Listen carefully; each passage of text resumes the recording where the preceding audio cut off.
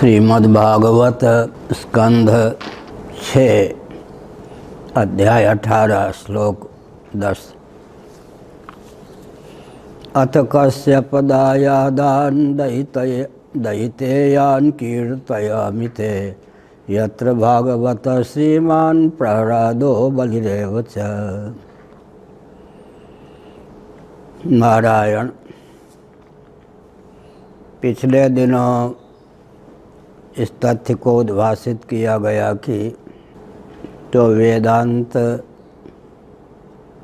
सम्मत दर्शन है उसे चरितार्थ करने के लिए सृष्टि की संरचना होती है। सृष्टि में सन्निहित इतिहास भी दार्शनिक तथ्य की उज्ज्वल अभिव्यक्ति ही सिद्ध है। ऐसी स्थिति में दर्शन, विज्ञान और व्यवहार तीनों में सामंजस्य साधने वाला वैदिक प्रस्थान सिद्ध होता है। इस रॉकेट, कंप्यूटर, एटम, मोबाइल के युग में भी यदि इस रहस्य को हृदयंगम कर देश काल परिस्थिति के अनुरूप दर्शन, विज्ञान और व्यवहार में सामंजस्य साधकर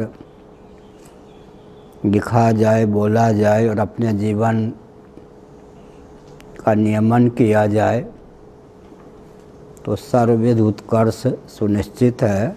और भूमंडल पर जितने मनुष्य रहते हैं, प्रबुद्ध हैं, वे सब के सब सनातन सिद्धांत के प्रति आस्थान्वित हुए बिना न रहें।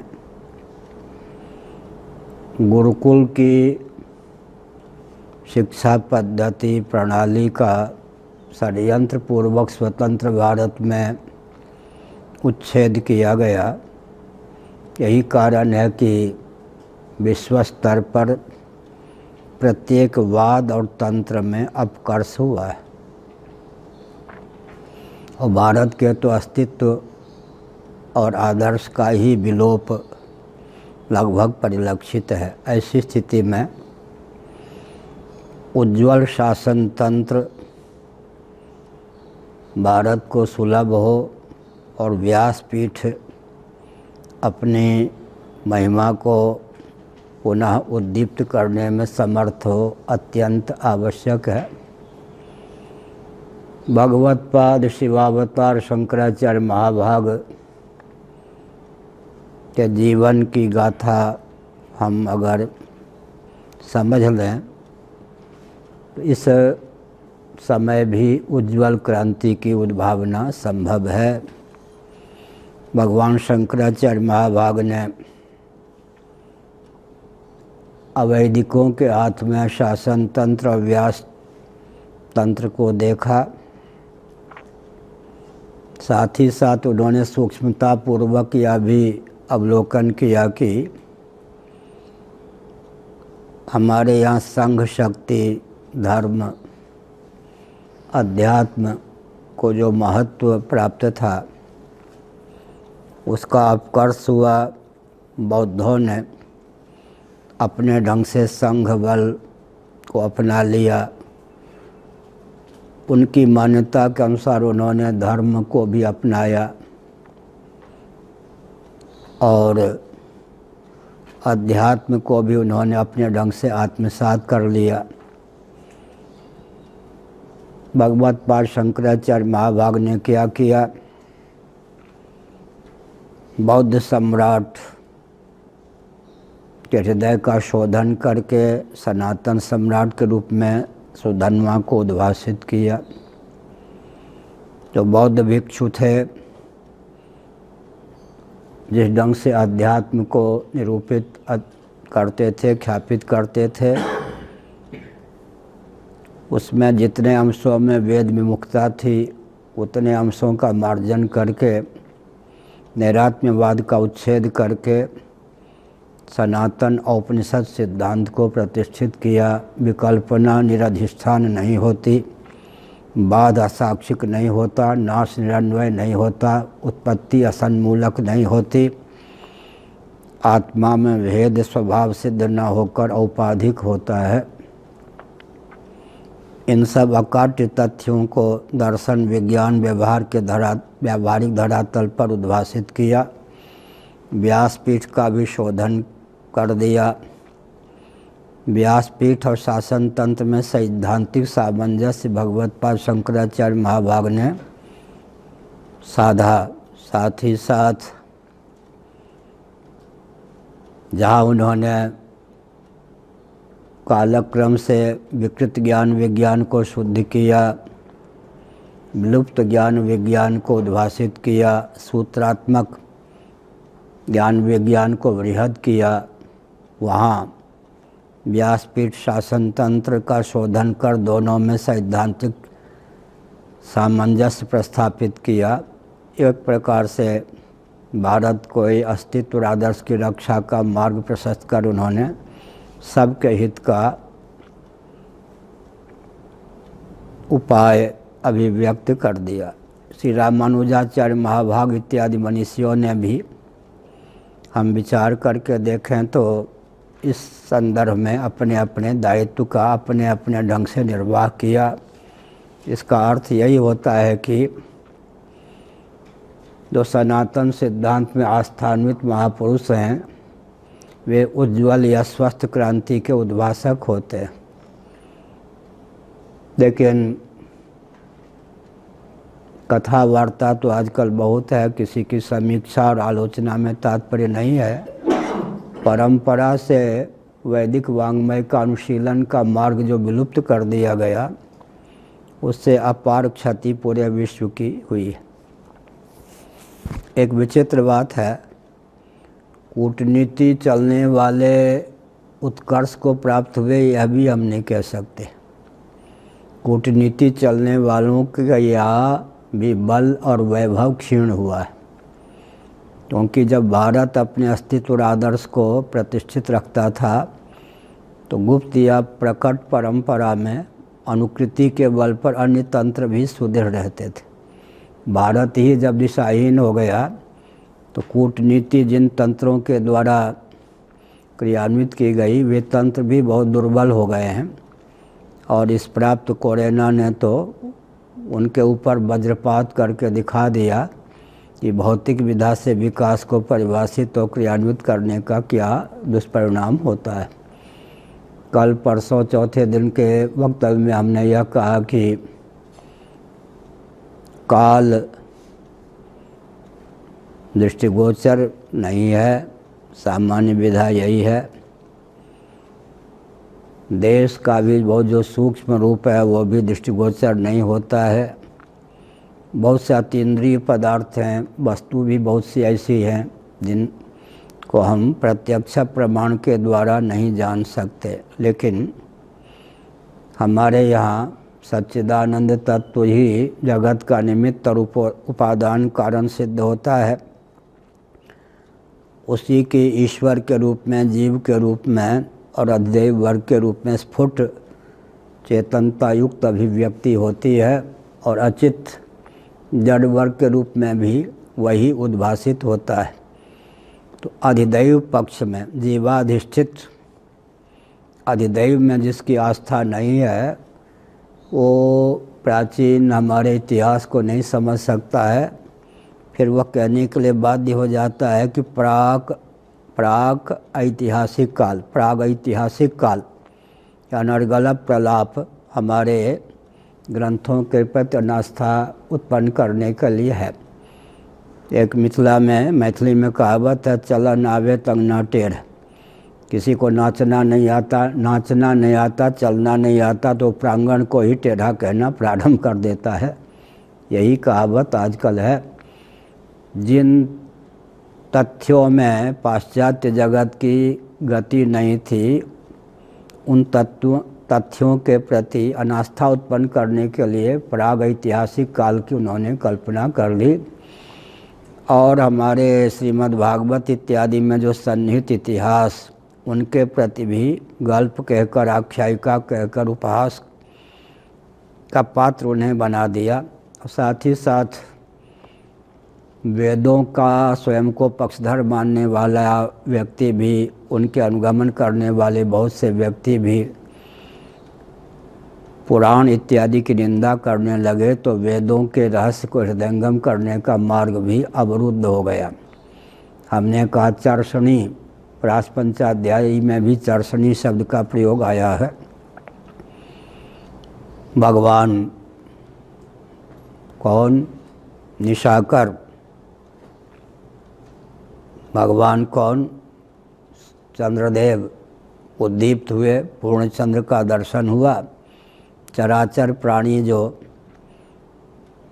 सूर्य की रश्मियों से संतप्त थे, उनके ताप का उन्होंने अपहरण कर लिया। तो यहाँ जो चराचर है उसके जो अधिदैव हैं, जो चराचर में आस्थान्वित हैं, तादात्म्यापन्न हैं, तो एक प्रकार से स्वयं को ही चराचर प्राणियों के रूप में उद्भासित करते हैं, वे भी किसी की पत्नी बन गए। चर्षणी, इसका मतलब यहाँ पर किसी की पत्नी का नाम हो तो भी किसी न किसी की बेटी तो सिद्ध होती है ना।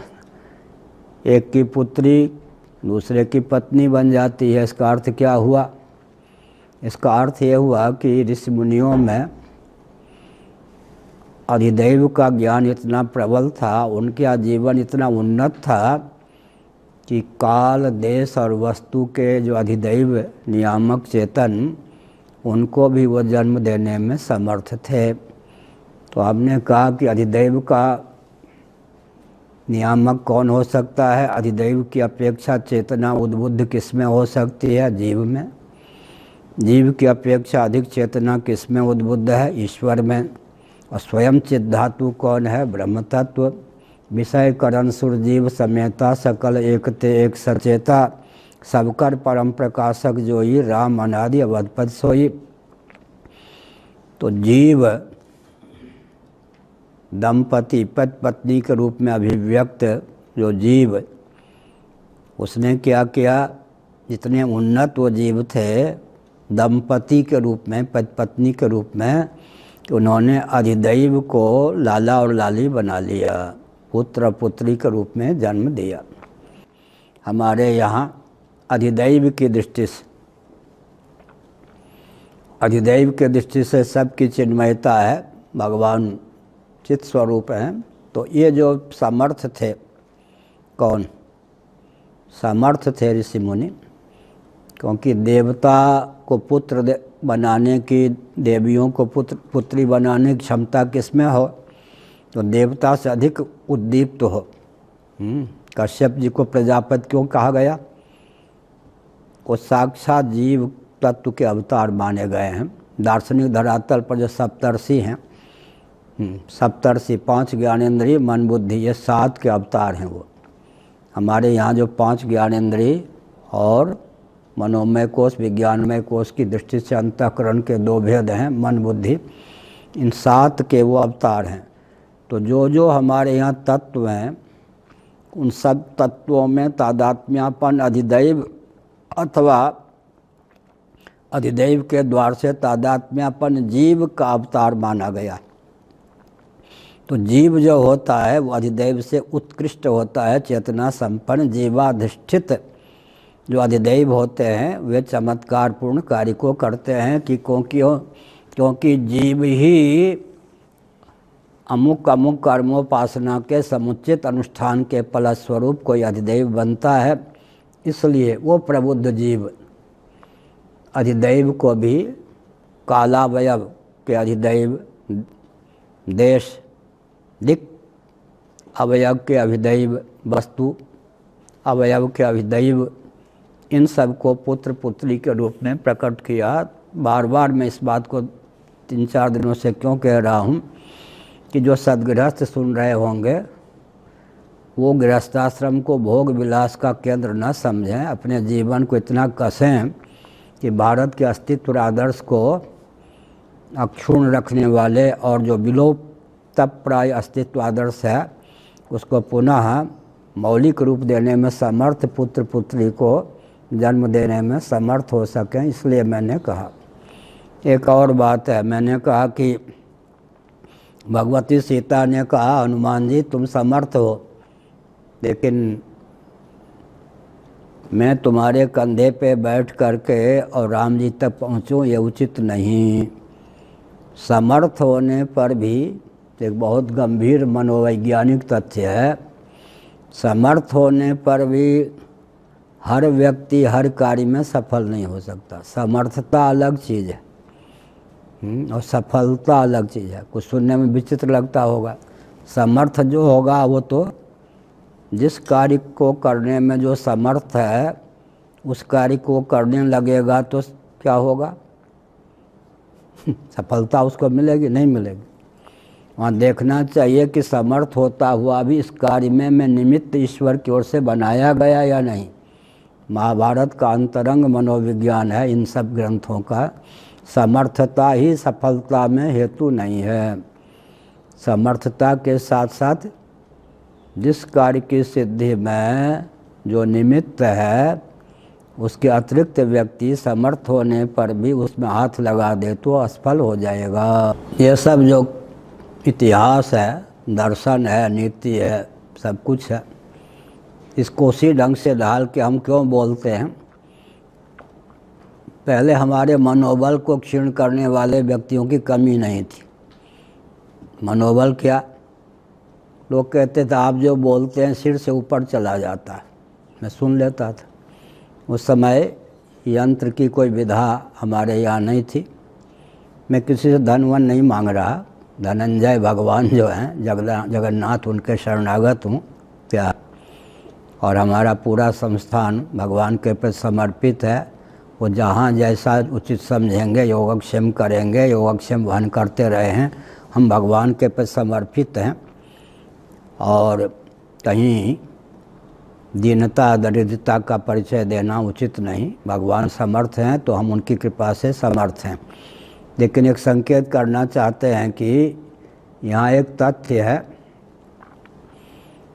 कि आप समर्थ होने पर भी अमुक कार्य में सफल हो जाएंगे, ऐसा मत समझें। अगर उस कार्य की सिद्धि में आप निमित्त हैं तो आप सफल होंगे, नहीं निमित्त हैं तो सफल नहीं होंगे। यह बात है। प्राचीन इतिहास है महाभारत। कल्पवेद से परीक्षित का चरित्र भी पृथक पृथक। श्रीमद् भागवत के परीक्षित तो सप्ताह सुनने वाले, यहाँ भी तो यही है। भागवत सप्ताह, महाभारत के परीक्षित ने तो भागवत सप्ताह का श्रवण नहीं किया।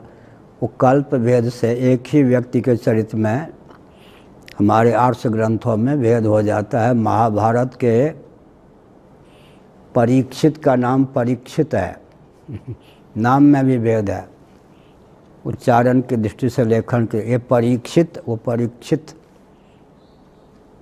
परीक्षलोकान की दृष्टि से ये परीक्षित भागवत वाले। और परिरक्षित, जिनके जन्म से कुरुवंश पांडुवंश के बीज की रक्षा हुई, उनका नाम परीक्षित। यह परीक्षित नाम में भी भेद है। इधर ध्यान देना चाहिए लिखने की परंपरा में। परी अपरि, ह्रस्व रकार और दीर्घ रकार, इकार, र ह्रस्व ई, र के साथ ह्रस्व, इधर दीर्घ, इकार इकार, र। परीक्षित परीक्षित, र इकार री, र इकार री। हम लोगों को कैसे पढ़ाया जाता, हिज्जे कहते थे। उच्चारण ढंग से प्राइमरी के अध्यापक कराते थे कि बहुत कुछ लघु सिद्धांत का ज्ञान अपने आप हो जाता था। इसको उच्चारण की विधा तोड़ तोड़ के कैसे कौन शब्द बना है। अब कृष्ण का कैसे बना, कौरी कारी, अब मूर्धन्य से हल होगा, फिर न होगा कृष्ण, ऐसा। तो हमने संकेत किया। परीक्षित को साप मिल गया। अब 7वें दिन तक्षक आ रहा था छद्म रूप धारण करके, और कश्यप जी आ रहे थे ब्राह्मण वेश में। या दैव योग से दोनों का मार्ग में सम्मिलन हो गया।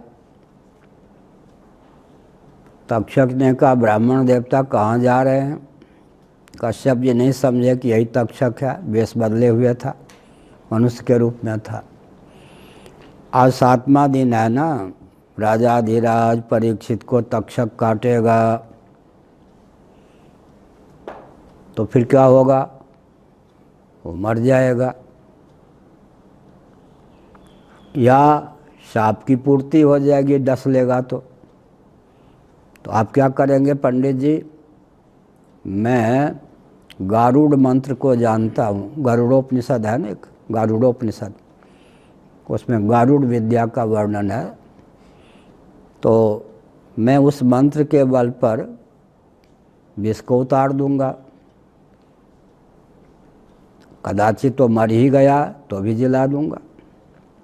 आप में इतनी क्षमता है, तक्षक डसेगा, तक्षक के विष को आप उतार देंगे मंत्र के बल पर। हाँ, इतना बड़ा मैं मांत्रिक हूँ।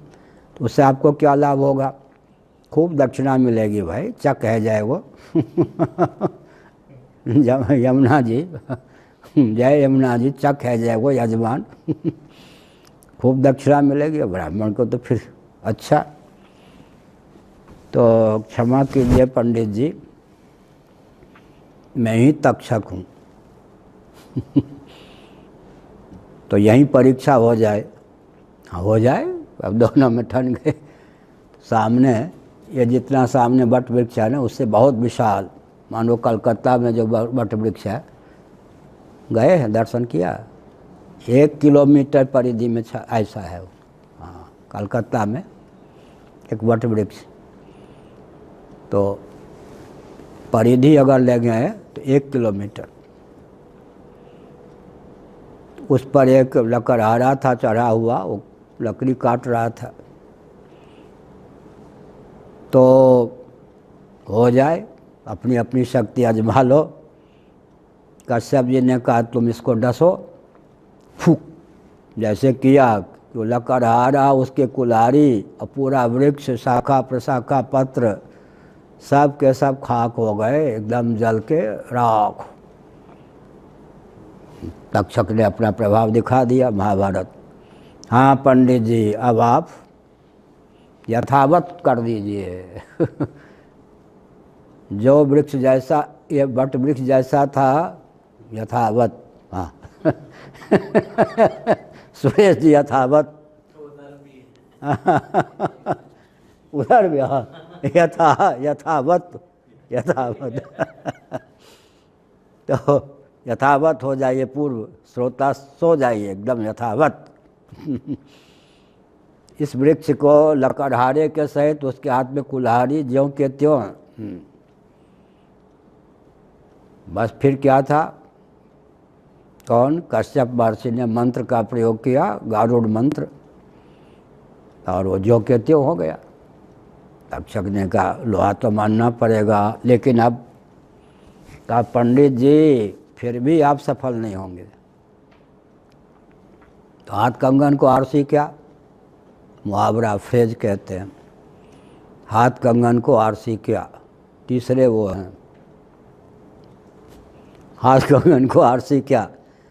अरे देख लिया ना तुमने, जला दिया, विशाल वृक्ष को जला दिया, लकड़हारे को जला दिया, उसके कुठार को जला दिया, और मैंने यथावत, कोई डुप्लीकेट नहीं। हाँ, ऐसा नहीं, ज्यों के त्यों पूर्ववत कर दिया सबको। अब मेरी क्या परीक्षा लेगा? उन्होंने कहा पंडित जी फिर भी आप सफल नहीं होंगे। मैं आपको दक्षिणा दे देता हूँ, लौट जाइए। दक्षिणा चाहिए ना, खूब धन ले लीजिए, जितना परीक्षित के दरबार में मिलने हैं उससे ज़्यादा, मिलने की संभावना उससे ज़्यादा। मैं कल सफल क्यों नहीं होऊंगा जब समर्थ हूँ? तो मैंने कहा ना, समर्थता और सफलता में सर्वत्र एक वाक्यता नहीं है। समर्थ होकर भी कोई कोई किसी काम में सफल नहीं हो सकता, बहुत गंभीर रहस्य। आप दिव्य दृष्टि से देखिए, वास्तव में तो कश्यप जी के वंश में ही ये तक्षक आते हैं ना, प्रकारांतर से। ये नाग, ये सब तो उन्हीं की परंपरा में। मान लो कोई दूसरे कश्यप रहे होंगे तो भी कोई बात नहीं। सुनिए, आप दिव्य दृष्टि से देखिए, ये जो परीक्षित है, इसको जो शाप मिला है, तक्षक डसेगा इतना ही नहीं है, तक्षक के डसने से ही जीवन का समापन होगा, मर जाएगा। ये उसकी रेखा में है। कहते हैं ना मार्केस, छोटा मोटा जो आघात होता है उसको तो अनुष्ठान के द्वारा दूर कर सकते हैं, लेकिन ऐसा मारक योग जिसके निमित्त से ही किसी को मरना हो, वहाँ पर कोई तांत्रिक मांत्रिक दाल नहीं गल सकती। आप दिव्य दृष्टि से देखिए, यह जो परीक्षित है मेरे डसने से ही मरेगा, माने इसकी आयु मेरे हाथ में है, मैं डसूंगा ये मरेगा, फिर कोई जिलाने में समर्थ नहीं होगा।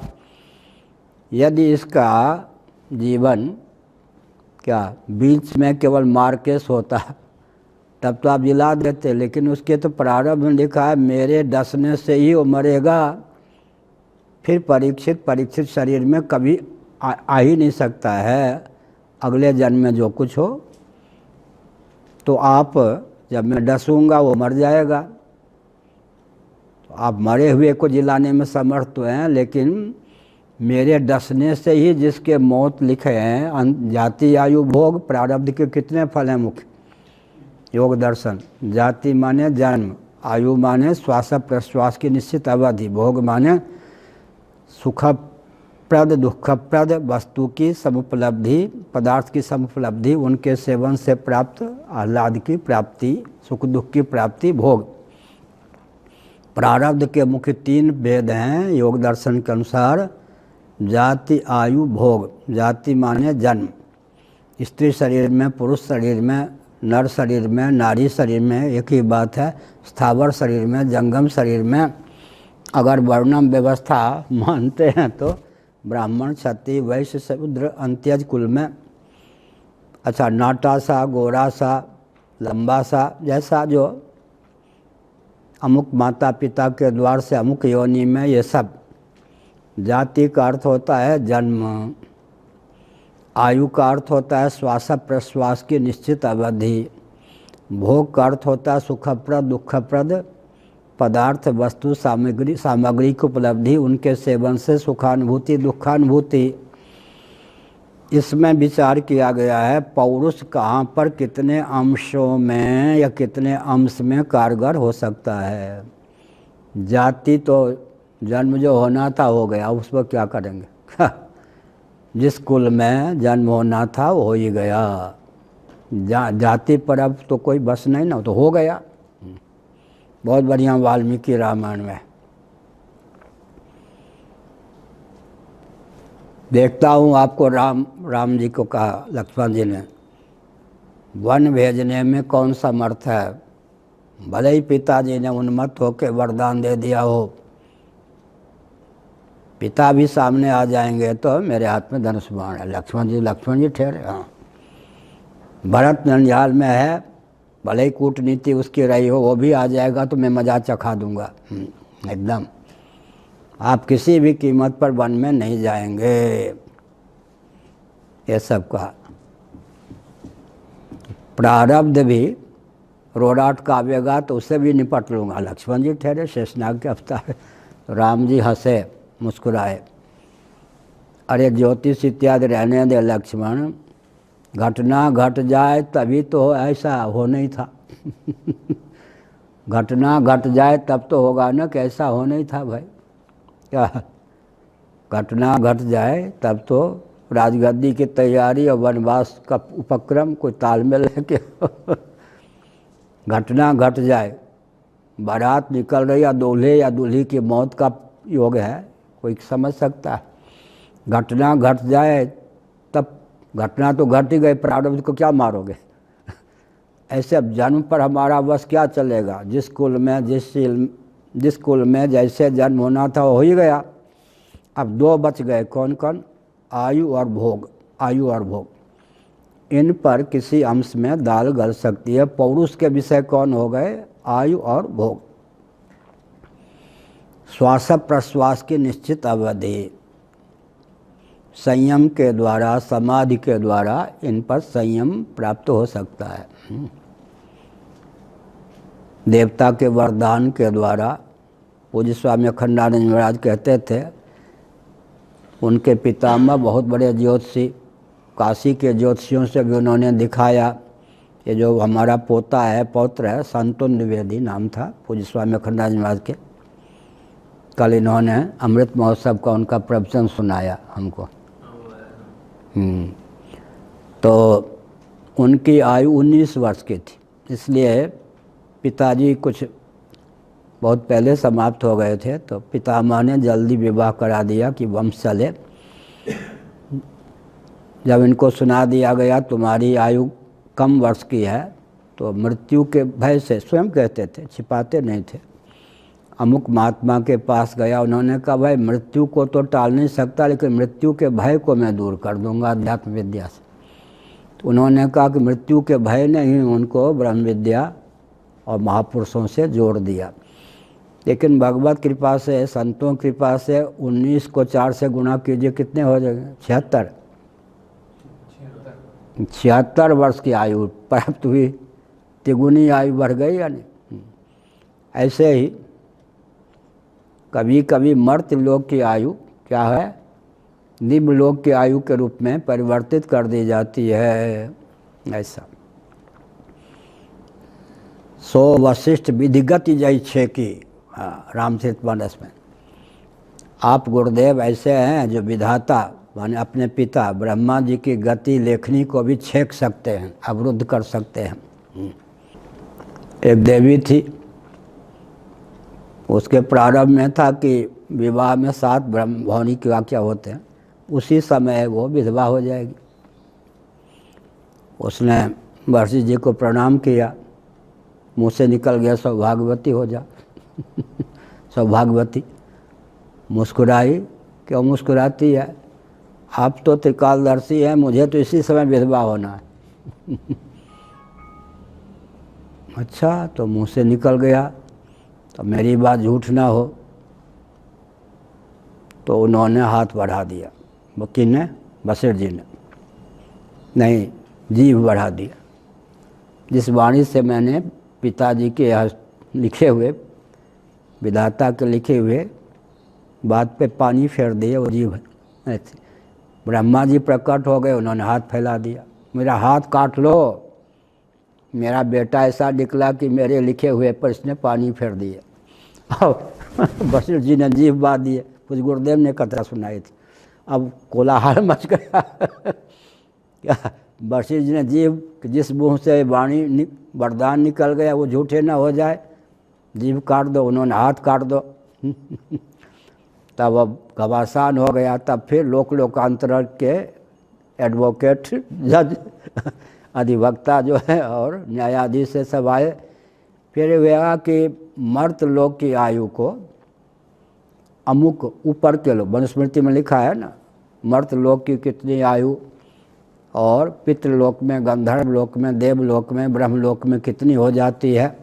जैसे मर्त लोक की जो 31,10,40 अरब वर्ष की आयु है, और ब्रह्मलोक में कुल 100 वर्ष हो जाती है। उस समय हुआ कि अमुक लोक के अनुसार इसकी आयु कर दो, ऐसा है। तो इसका अर्थ क्या हुआ? कभी कभी ये भी होता है कि व्यक्ति संयम के द्वारा, वरदान के द्वारा, आराधना के द्वारा नियंत्रण कर लेता है। आजकल भी देखते हैं अमुक सेतु, अमुक पुल, इंजीनियर लोग क्या करते हैं, आयु निर्धारित करते हैं नहीं, अमुक भवन। लेकिन विशेष परिस्थिति में पहले से भी भवन गिर सकता है, सेतु टूट सकता है, और बहुत बढ़िया ढंग से बीच बीच में मरम्मत आदि होते। हमारे यहाँ जो चलने वाला पंखा था, एकदम लगता था जर्जर। तो स्वामी निर्विकल्पानंद जी का ध्यान गया, इसको रंग रोगन करवा दीजिए। आदित्य जी ने अपने कला दिखाई। अब जो देखेगा उसको लोग कहेंगे नया पंखा है। कल्पना नहीं कर सकते कि वही पंखा है। उसके रंग रोपण इतने भव्य लगता, अभी बाजार से खरीद के आया हो। इसीलिए आयु पर पौरुष का प्रभाव हो सकता है। क्या अब कोई समाधि लगा ले तो समाधि में तो आयु की वृद्धि नहीं होती, हमारे पूज्य गुरुदेव ने बताया कि आगे चलकर तुम देखना, ऐसा कहा, गली गली में योगी लोग घुमा करेंगे। लेकिन सुनो, उन्होंने कहा 12 वर्ष का कोई है किशोर, कल्पना करो 12 वर्षों के लिए उसे निर्विकल्प समाधि की प्राप्ति हो गई।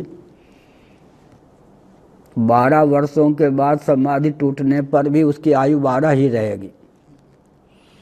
एक जगह मैं बोल रहा था तो गजपति जी भी मंच पर थे, हमारे मुंह से निकला 12 वर्ष निर्विकल्प समाधि हो जाने पर जिसने 12 वर्ष की आयु में समाधि लगाई उसकी आयु कितनी होगी? गजपति जी झटपट बोल गए 24। हमने कहा 24 नहीं 12 ही। और तो देखने लग गए। बहुत समय पहले की बात है, 20-22 साल पहले, उड़ीसा की सभा थी कहीं।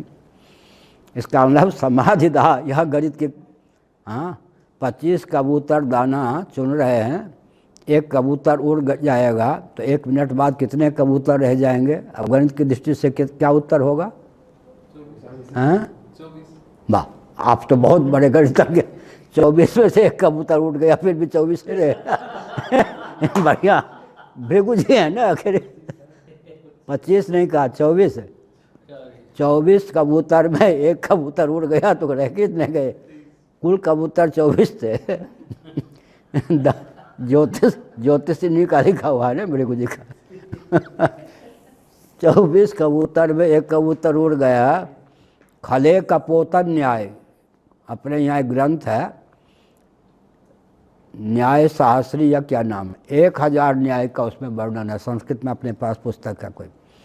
खले कपोतन न्याय, खलियान में खेत में 1 कबूतर उड़ गया तो देखा देखी सब 23 भी उड़ जाएंगे। इसी प्रकार यहाँ पर गणित की बात नहीं चलती है। ऐसे ही कोई 12 वर्ष का व्यक्ति 12 वर्षों के लिए निर्विकल्प समाधि प्राप्त कर ले तो समाधि टूटने पर उसकी आयु पूर्ववत 12 ही रहेगी। ऐसा तो हमने क्या संकेत किया? पौरुष आयु पर भी कारगर होता है, सामान्य नियम यह है। अब रह गया भोग, जाति, आयु, भोग, प्रारब्ध के 3 भेद हैं, फल हैं, 3 फल हैं। जाति पर तो नियंत्रण नहीं, वो तो हो ही गया, जन्म होना था हो गया। आयु पर सामान्य नियम यह है कि पौरुष कारगर होता है। और भोग पर सुखप्रद दुखप्रद पदार्थ की समुपलब्धि, उनके सेवन से सुखानुभूति दुखानुभूति, इस पर भी व्यक्ति संयम प्राप्त कर सकता है। सुख दुख में समचित्त के द्वारा, लाभ अलाभ में समचित्तता के द्वारा उस पर भी नियंत्रण कर सकता है। तो पौरुष कहाँ पर कारगर होते हैं? किसी अंश में आयु पर और भोग पर। तो हमने संकेत किया कि ये सब जो जीव अधिदैव को जन्म देने में कौन समर्थ होगा? जीव। तो सब तो जीव हैं, जितने माता पिता सब जीव हैं। जीव होने पर भी जीव नहीं है। विचित्र बात मैं कह रहा हूँ, जीव होने पर भी जीव नहीं है। वो नहीं है जीव। अब कोई स्थूल शरीर में तादात्म्यपन्न है तो जीव होने पर भी कौन है? अन्नमय कोश है क्या? जीव होने पर भी जीव। जीव का स्थान जो है वहीं अगर जीव आ जाए, लिख रहे हैं उंगली से, जीव का जो स्थान है वहीं जीव रहे, कितनी शक्ति उसे प्राप्त होगी? क्या विषय से ऊंचा होगा, करण से ऊंचा होगा।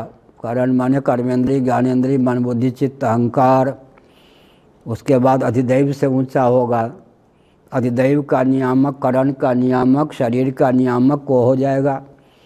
तो जीव होने से ही काम नहीं चलता। हम सब जीव हैं, स्थावर प्राणी भी जीव हैं, जीव होते हुए भी जीव नहीं है। क्या एक नाम सुना है?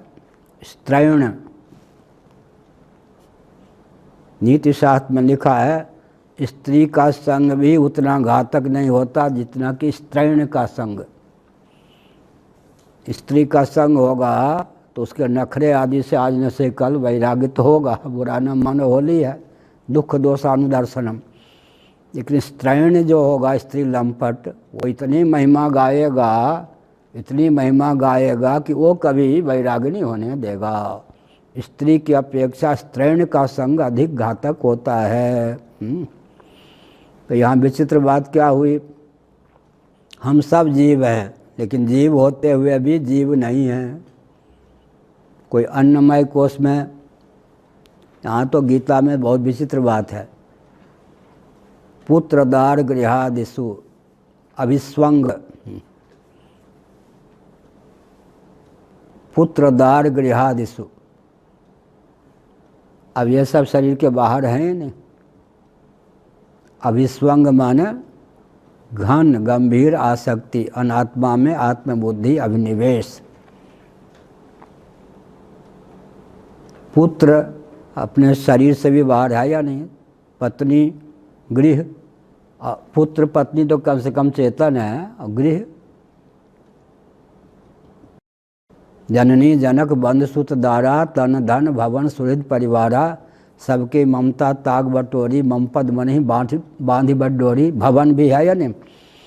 तो कितना पतन होता है कि भवन में, जड़ वस्तु में, जमीन में, नोटों के बंडल में, सोने में, चांदी में भी तादात्म्यापत्ति हो जाती है। विष्णु आश्रम जी महाराज घटना सुनाते थे। एक योगी थे, उन्होंने अपने शिष्यों से कहा, जब मेरा शरीर छूटेगा तो देवताओं के शंख बजने लग जाएंगे, बाजे बजने लग जाएंगे। दैव योग से शरीर छूट गया, ऐसा कुछ नहीं हुआ। लेकिन उनके शिष्य जानते थे कि वो झूठ नहीं बोलते थे। तो वो पूर्व दिशा की ओर संत रहते थे, गांव के पश्चिम दिशा की ओर कुछ दूर कोई दूसरे सिद्ध संत रहते थे। उनके पास उनके शिष्य गए कि गुरुजी झूठ तो नहीं बोलते थे, ऐसा कुछ नहीं हुआ। उन्होंने कहा कि अच्छा चलता हूँ। वो लेटे लेटे शरीर छोड़े थे, तो देखा कि वो जो रेखा गणित में होते हैं ना, 90 डिग्री ये सब, 60 डिग्री ये सब, आँख खोल के शरीर छूट, आँख खुले आँख में शरीर छोड़ा था। वो ऐसे उन्होंने देखा कि कहाँ ये दोनों आँखों की किरण ऐसे मिलके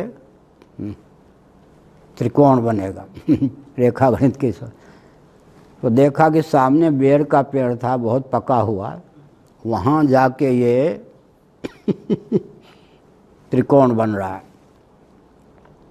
तो समझ गए। उन्होंने कहा सुनो, वो बेर का फल जो है तोड़ ले आओ। तोड़ो, देखा कि उसमें कीड़ा है। उन्होंने कहा यही तुम्हारे गुरुजी दैव योग से, प्रारब्ध योग से देह त्याग के पहले उस बेर पर लेटे हुए थे। प्रारब्ध समाप्त होना था, उस बेर पर दृष्टि चली गई, खाने योग्य उतने में प्रारब्ध पूरा हो गया। बेर ने वैर का पालन किया।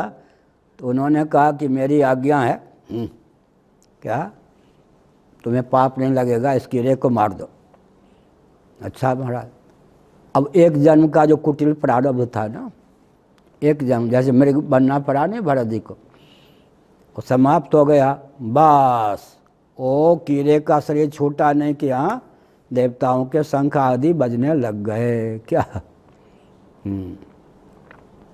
एक घटना घटी जन्मभूमि में। कोई थे, एक सतियार है, सती जी का स्थान है, शायद सुना है कि इंदिरा जी ने वहाँ स्थापना की है उनकी, या कर रही हैं। उनके पास फोन किनके पास आया था, भृगु जी के किसके पास? यहाँ वो कौन मनसा देवी की स्थापना की है या कर रहे हैं पता नहीं। तो वहाँ की बात थी। पड़ोस में एक धोबी का मकान था, उसकी बेटी विवाहिता अपने मायके में शरीर छोड़ चुकी थी, वो प्रेत हो गई थी। उसको लोगों ने देखा, उसने ढेला फेंका अदृश्य होकर उस प्रांगण में। प्रेत जब ढेला फेंकता है तो चोट नहीं लगती किसी को, उसके निश्चित होते हैं। ढेला दिखाई पड़ेगा फेंकता हुआ, झनझन की आवाज़ आएगी, लेकिन चोट नहीं लगेगी। किसी का ध्यान गया तो बहुत लंबा, 1 फरलांग दूर वृक्ष था आम का, बहुत लंबा, शाखा कम तो वहाँ वो प्रकट हो गई, वो जो बेटी मरी थी धोबी की, वो जो के त्यों प्रकट हो गई प्रेत होके। ऐसे क्या? हाँ बिल्कुल। तो उसे किसी ने कहा इधर आ, सबके सामने 100 उसमें व्याकरणाचार्य इत्यादि भी थे उस समय। वो नीचे उतरने लगी, उसको शाखा पे एकदम पत्ते पर भी पाँव देकर नीचे। उसके बाद बिल्कुल ज़मीन पर आने के पहले वो कीड़ा बन गई, कीट बन गई योग बल से, यानी उसको भी सिद्धि होती है ना प्रेत योनि में। उसके बाद एक व्यक्ति ने उसे हथेली में ले लिया और वो प्रांगण में आके कहा कि गड्ढा खोलो, इसमें खोदो, उसमें डाल देते हैं। उसके बाद वो प्रेत जो बनी थी उसकी सदगति हो गई। इसका अर्थ क्या हुआ? इसका अर्थ ये हुआ कि अंतिम समय में जैसे मति होती है उसी गति हो जाती है, लेकिन पौरुष की दाल आयु पर भी गल सकती है। संयम आदि के द्वारा व्यक्ति अपने कम आयु को भी अधिक कर सकता है देवता के वरदान के द्वारा। और भोग की बात है भोग की बात है, भोग्य पदार्थ प्राप्त होना, उनके सेवन से सुख दुख की प्राप्ति। लेकिन एक विचित्र बात है कि आनंद विभोर कोई व्यक्ति या एक चींटी काट ले तो उसको ज़्यादा पीड़ा नहीं होगी, एकाग्र है, संयत है। इसी प्रकार से अगर उसको भक्ति का आनंद, ज्ञान का आनंद प्राप्त है तो विषय जन्य जो सुख दुख प्राप्त होते हैं वो नहीं के बराबर व्याप्त होते हैं। सुख दुख में वो समचित्त रहता है। सार क्या निकला? सार ये निकला कि आयु पर और भोग पर संयम के द्वारा नियंत्रण किया जा सकता है, लेकिन देवताओं को जन्म देने में समर्थ कौन हो सकते हैं? सब जीव हैं, लेकिन जीव होने पर भी मैंने कहा कोई घर में आ सकता है उदाहरण दिया ना, गृहादिषु, कोई पुत्र में आ सकता है। अभी तो अन्नमय कोष में भी उसकी स्थिति नहीं है अन्नमय कोष में भी नहीं। अशक्ति अनभिस्वंग, अशक्ति अनभिस्वंग। अभिस्वंग शब्द का अर्थ बहुत विचित्र है, उसका निषेध कर देंगे तो अनभिस्वंग। अभिस्वंग का अर्थ भगवान शंकराचार्य ने क्या अर्थ किया? ममतास्पद में अहमता जाकर चिपक जाना। हम जीवों की क्या गाथा है? इदम को मम, मम को अहम, अहम को मम, मम को इदम बना लेना। चक्र चलता रहता है। क्या? अच्छा 10 मिनट। इदम को मम, मम को अहम, कालक्रम से अहम को फिर मम, मम को फिर इदम बना लेना। उदाहरण के लिए सामने लोटा है, उसमें पानी है, तो ये लोटा है। जब तक ये बाज़ार में था तब तक मान लो मैं ही हूँ, मेरी ममता इसमें थी, इदमता होगी ना। मान लो दुकान पे लोटे को देखा किसी व्यक्ति ने, ताम्र पात्र को, तो क्या होगा? इदम। और रुपया दे के खरीद लिया या दान में किसी ने दे दिया, तब क्या हो गया? लो, इदम को मम बना दिया, उसमें पानी भर दिया। पानी जो था कूप में, यमुना जल यमुना जी में, गंगा जल गंगा जी में, तब इदम। लोटे में ममता है, उस लोटे में भर दिए क्या? जल। अब वो लोटा में भरा हुआ जल इदम रहा या मम हो गया? मम। पानी पी लिया, क्या हो गया? अब अहम।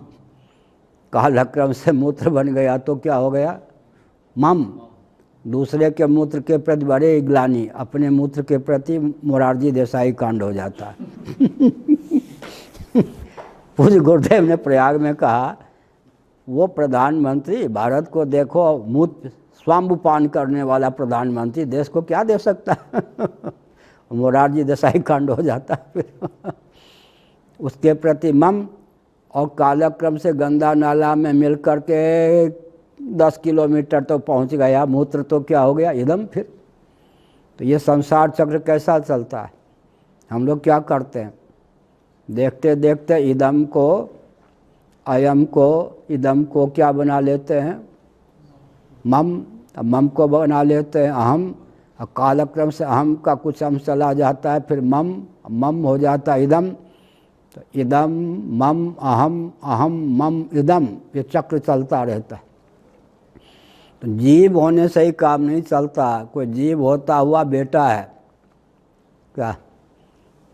अभिस्वंग का अर्थ क्या होता है? ममतास्पद में, इदमतास्पद में ममता जुड़ जाए, ममतास्पद में अहमता जुड़ जाए। पुत्र के बीमार होने पर मैं ही बीमार हो गया, मकान के जर्जर होने पर मैं ही जर्जर हो गया। एक दिन पूज्य विष्णु आश्रम जी महाराज ने बताया, महापुरुष लोग बहुत अपने को भी निमित्त बनाकर शिक्षा देते हैं। कहा सुनो, तुम आश्रम बनाओगे क्या? ऐसे बोलते थे। अलीगढ़ का शरीर था तो उधर की भाषा कुछ विचित्र होती है, तू तराकिया की, लेकिन प्रेम की भाषा होती है, ब्रज भाषा का प्रभाव होता है। तू आश्रम बनाएगा? मैं शंकराचार्य नहीं था तब की बात। मैं मुस्कुरा दिया, देख मेरी गाथा। ये सब कमरे बनाया सेठों से पैसा लेकर, मोदी आदि से। ओ मोदी, गुजरमल मोदी है ये, मोदी नहीं आदि से पैसा लेके बनाया। हमने कहा फिर जहाँ देखूं कि जाला है बस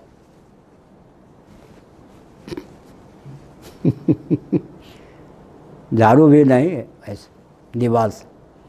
एक दिन विचार किया, गुरुजी ने जो ये भगवा कपड़ा दिया था दीवार के जाला पोछने के लिए क्या? कहा देख ये होता है क्या? इसका मतलब क्या हुआ? इसका मतलब अभिस्वंग का अर्थ होता है इदमतास्पद को ममतास्पद बना लेना, ममतास्पद में अहम जा कर के चिपक जाना।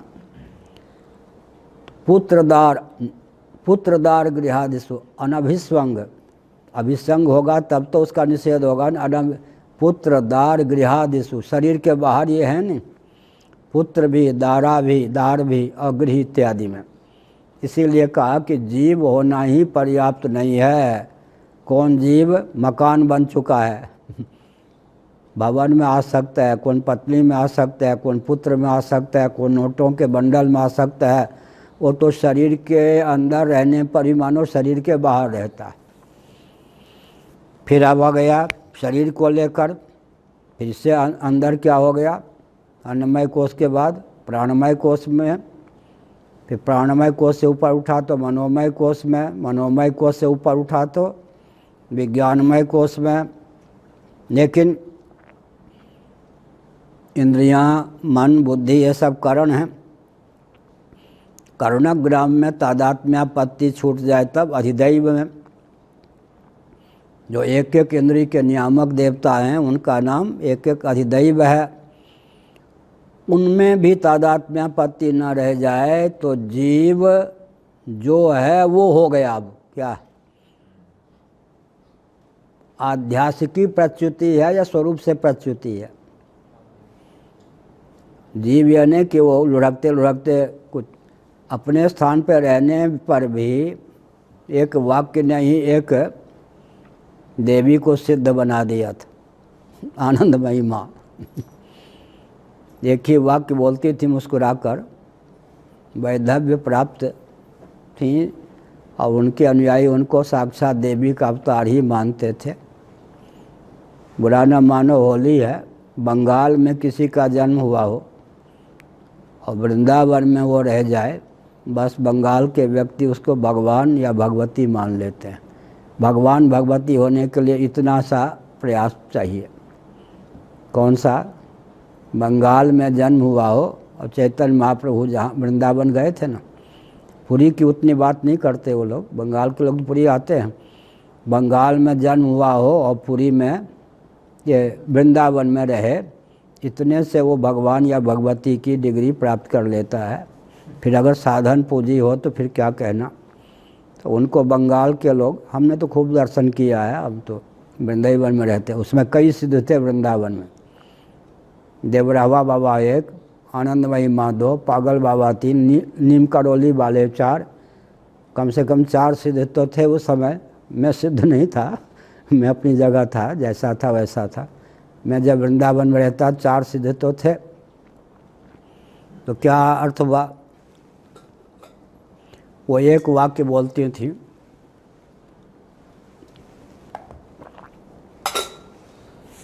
पिताजी या बाबा जी या बाबूजी या साधक जी, आप जहाँ हैं वहाँ से ऐसा ही दिखता है। दूसरा वाक्य बोलती नहीं। महामहोपाध्याय आदि भी लट्टू हो गए तो सिद्ध हैं अंतर्यामी। क्या अध्ययन आदि का बल नहीं था, एक वाक्य उनके पास था, सबको नतमस्तक कराने के लिए वो रामबाण। पिताजी, बाबूजी, लाला जी, लाली जी, बेटी जी, जो भी, आप जहाँ हैं वहाँ से वैसे ही दिखता है। बस लोग सब गोपीनाथ कविराज ये सब नतमस्तक हो गए थे इसी वाक्य पर। माता जी ने समझ लिया मैं कहाँ हूँ, तो बहुत बढ़िया है ना। ए जीव जी, आप जहाँ हैं वहाँ से ऐसे दिखता है, समझो मुझे वहाँ ही मन हो जहाँ हमारा समझो मुझे वहाँ ही मन हो जहाँ हमारा। तो हमने अब तक क्या कहा? जीव जीव तक आ जाए, है तो वहीं, लेकिन जीव जीव तक आ जाए माने स्वानुरूप मान्यता उसकी सुदृढ़ हो जाए। हाँ, यह कोई कम कठिन बात है क्या? पुत्र हो गया, पुत्री हो गया, पत्नी हो गया, और क्या भवन हो गया, वैभव हो गया, फिर अन्नमय कोश हो गया, तादात्म्यापत्ति के बाद होते होते अधिदैव हो गया। अब अधिदैव से भी तादात्म्यापत्ति कट गई तो जीव जीव के रूप में हो गया।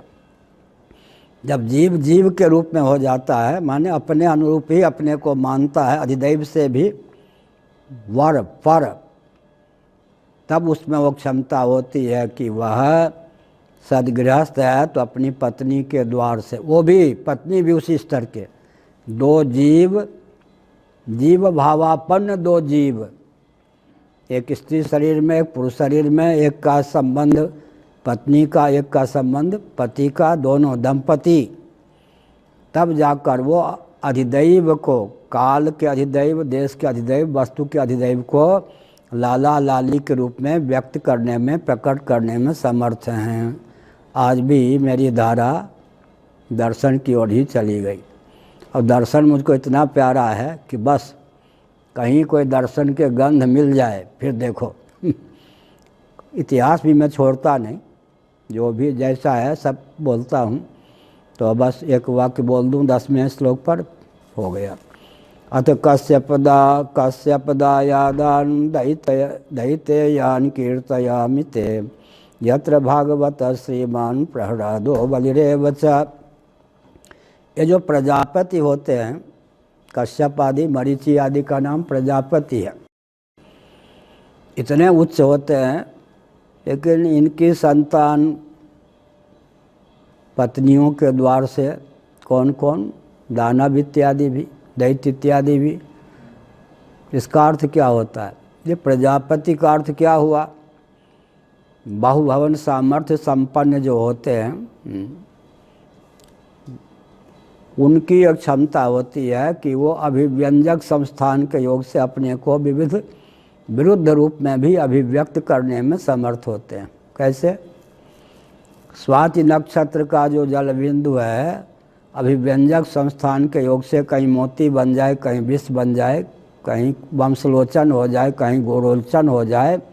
इसी प्रकार से कश्यप जी एक ठहरे स्वाति नक्षत्र के जल बिंदु के समान, उनका जो तेज उनकी पत्नियों के द्वार से विविध रूपों में व्यक्त, दैत्य भी, दानव भी, सब कुछ। कश्यप जी की दूसरी पत्नी दिति, ये सब आपस में बहनें थीं, और ये जो दो बहनें एक घर में आ जाती हैं विवाह होने के बाद, शायद ही तालमेल बना रहे पिताजी के यहाँ थी तो बहन बहन, बड़ी बहन छोटी बहन, एक ही परिवार में विवाह कर दी गई, विवाहित हो गए, भले एक ही पति से दोनों का विवाह हो गया, तब उनमें तालमेल बैठना बहुत कठिन होता है। लोग समझते हैं दोनों बहनें हैं हमारे घर में आ जाएं, लेकिन घर में आने पर तालमेल रह जाए वो कठिन है। तो दूसरी पत्नी दिति थे। अब उस दिति के गर्भ से जो संतान परंपरा उत्पन्न हुई उसका वर्णन करते हैं। उसी कुल में प्रहलाद जी का भी जन्म हुआ, बलि का भी जन्म हुआ।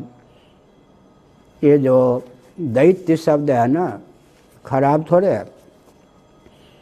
दिति के गर्भ से जो उत्पन्न हुए उनका नाम हो जाता है दैत्य। क्या? दिति का अर्थ ही होता खंडन, खंड खंड में विभक्त। दिति के गर्भ से जो उत्पन्न हो गए वो दैत्य। दैव योग से कोई दैवी संपत्ति के हो गए, प्रहलाद आदि, बलि आदि। और कोई दैवी संपत्ति के नहीं हुए। अधिक संख्या में अगर दैवी संपत्ति के व्यक्ति नहीं हुए तो उनके बेटों का नाम बदनाम हो, ये दैत्य है, दैत्य। तो दैत्य में तो दिति की परंपरा में तो वो भी प्रहलाद भी थे ना। ऐसे ही मैंने कहा आदित्य, आदित्य की परंपरा में सब दैवी संपत्ति संपन्न हुए तो आदित्य नाम प्रशंसा का द्योतक हो गया। दैत्य नाम ये तो मातृपरक नाम है। धनुज, धनुष के गर्भ से आए तो धनुज, दिति के गर्भ से आए तो दैत्य, आदित्य के गर्भ से आए तो आदित्य। इस प्रकार से आगे का क्रम। श्री राम जय जय राम।